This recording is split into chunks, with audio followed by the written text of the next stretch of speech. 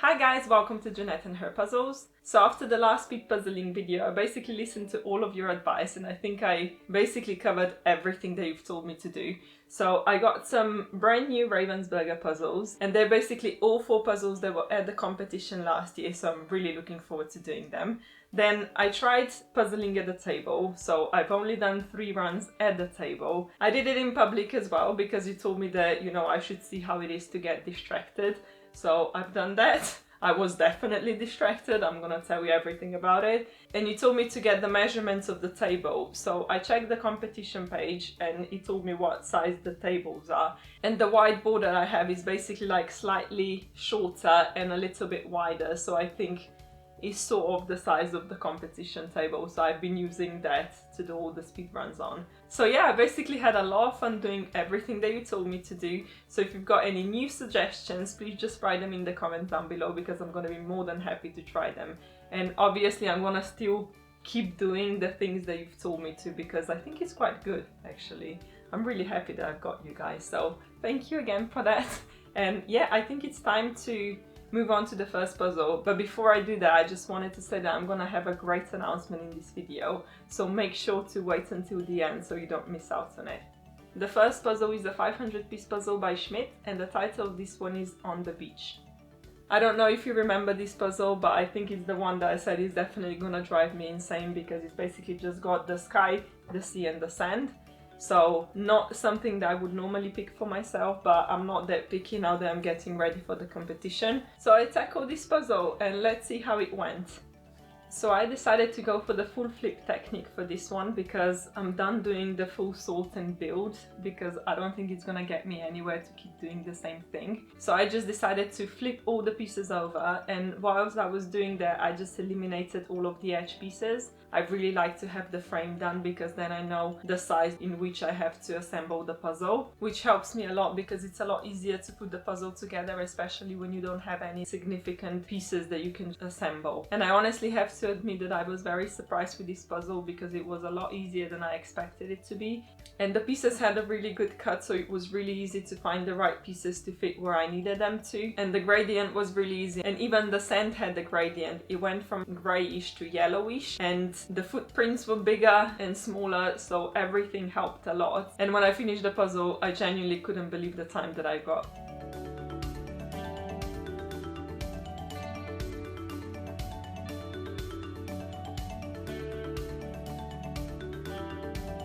As you can see, I finished the puzzle in 1.5 hours. Well, just slightly over. Just enough for me not to get into the final, so not good. We have to work on that. But I genuinely thought it's gonna take me 2 hours, so I was really pleasantly surprised. I thought it's gonna be a really difficult puzzle, and obviously it still took me 90 minutes, so it wasn't one of the easy puzzles. But I actually really enjoyed this puzzle. Like, I did it first out of the 3 because I was like, this is the worst puzzle, I'm gonna absolutely hate it. And I actually really liked it. So I don't know if it's because the cut was so good and the gradient was obvious, I don't know, but it was a really easy puzzle actually. And I did this puzzle at home, so I was sat at the kitchen counter basically, and I had my sister to talk to me and they had a film on in the background, so I was kind of like going for having the distraction. So it's still not the same as doing it in public, but it's better than just being in my room on my own in silence. So the next puzzle I tackled is a 500-piece puzzle by Educa, and the title of this one is Frida, Kahlo. When I exchanged this puzzle, I was really happy that I got it because it's so bright and colourful, and I thought it's actually gonna be really easy for like micro sorting. And I even dare to say that this puzzle and the donut one that I exchanged together are probably gonna be my fastest puzzles. So let's see how I did. I decided to do this puzzle at the gym. So after I've set everything up, I basically flipped the puzzle on the board and I was like, oh my god, what have I done? I thought this is gonna be a really easy puzzle, but when I actually got it out of the box, it's basically all ribbon grit cut pieces beside the weird shapes ones, but there were like really few of them, so it's not even worth mentioning them. But it was basically all ribbon grit cut and the colors were like all over the place. Every piece had every color and I had no idea what to do. Like, I couldn't couldn't do the sword, so I just decided I'm gonna do full flip again. So starting this puzzle was actually really difficult for me because after doing the frame and doing the face, I didn't know what else to do. And then I realized that if I just concentrate on specific colors in the pieces, I'm just gonna start to eliminate them, and then it's gonna be always like less pieces. And this is exactly what I did. So I checked overall the color with the least amount of pieces and just collected them. So in this case, it really helped me to have the full flip because I think the sorting would be really difficult. But based on how bad the start was for this puzzle, I actually finished quite well.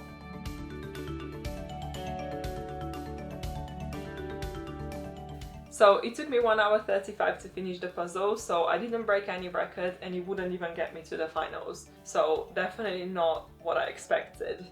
I don't know. I thought it's gonna be a really easy puzzle and I definitely didn't expect that this is gonna happen. So the cut was really bad, as I mentioned, and it was just like one of those moments when I was like, am I even gonna be able to finish this puzzle like ever? I think the full flip method really worked with this puzzle because it was easy to eliminate like certain colors and just assemble those parts of the puzzle. So this was a public place, as you guys told me to do, so I basically went to my gym, and yeah, that was quite bad actually.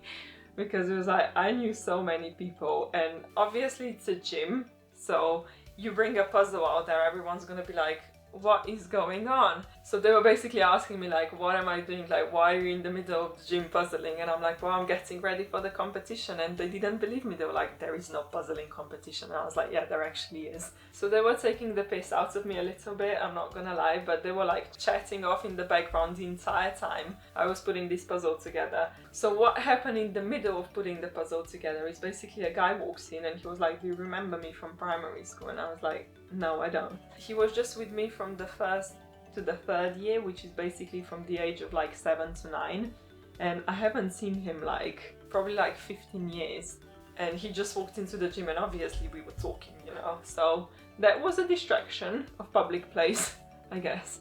It was actually really nice to put a puzzle together. The only thing that I would say I really didn't like is that my back started aching quite a lot because it was like a coffee table. So it was actually harder to do the puzzle there than it would be doing it on my bed. So yeah, I don't think I'm gonna be doing it at the gym again. But it was a fun experience. I could see that I was quite nervous because I didn't know what people were gonna think or be like.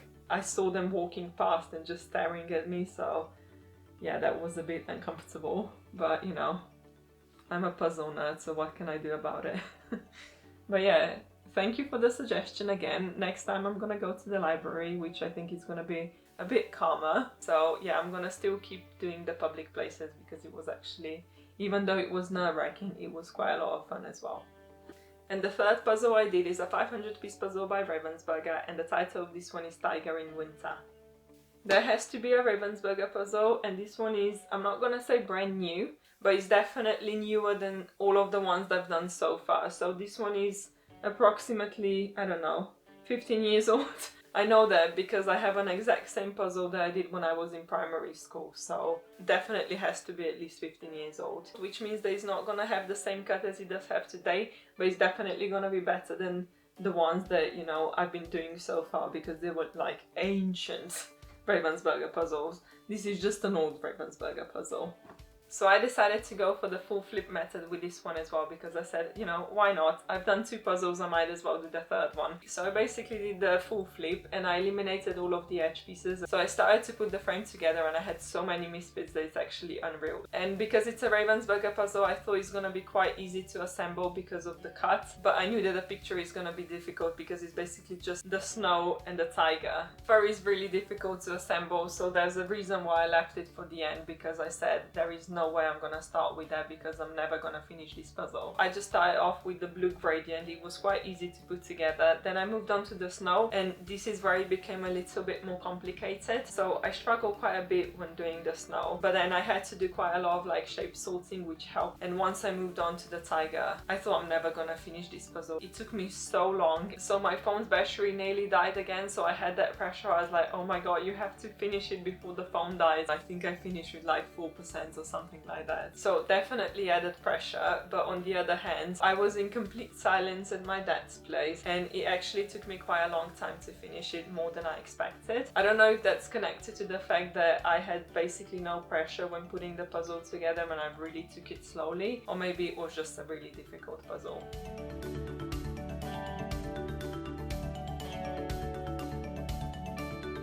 So this puzzle really took everything out of me. It was the last puzzle that I did and I was basically a little bit exhausted because I did the two back to back. So probably not the best idea because I was a little bit tired and it took me nearly 2 hours to finish.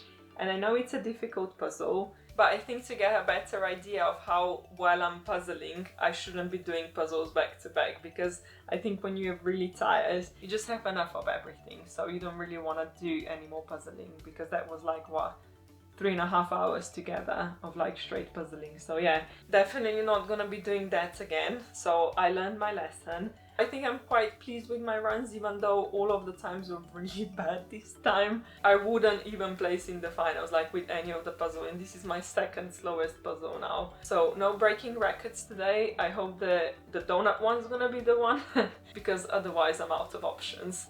I actually thought that I'm gonna finish this puzzle in 1.5 hours, so obviously I was wrong. So maybe I did if I wasn't tired, probably not, but you never know.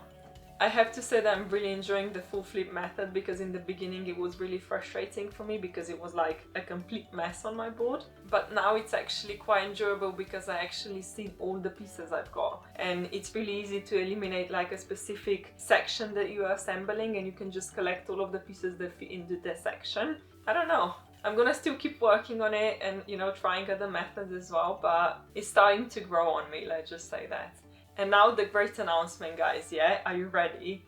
So, do you remember the Battle of the YouTube Puzzlers? I hope you do, because the Battle of the YouTube Puzzlers 2 is coming on YouTube between the 3rd and 4th of June. So it's gonna be like the Saturday/Sunday. I'm gonna put all of the details in the description box below so you can check everything out. If you've seen the first battle, then you probably already know what the rules are, but we are having a small adjustment this time. We are having a special guest, Russ from Puzzling in Two Worlds, and there's another thing that we are gonna be doing. We are gonna stack all of the premieres one after the other, so you're gonna be able to chat to all of us on every video, and we are gonna be watching them together. So I hope you're gonna be able to join us, and now let me show you the puzzle.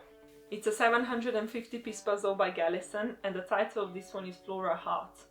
It's a little bit bigger than last time, but don't worry, you can still join in. We are gonna give you an option to take breaks. So if you're not gonna be able to do it in one sitting, you can always just pause the timer and just return to it whenever you want. And when we are gonna have the time form, you're just gonna put how many breaks you took and then the final time. So don't let the piece count scare you, because you're gonna be able to take breaks, and as many as you want.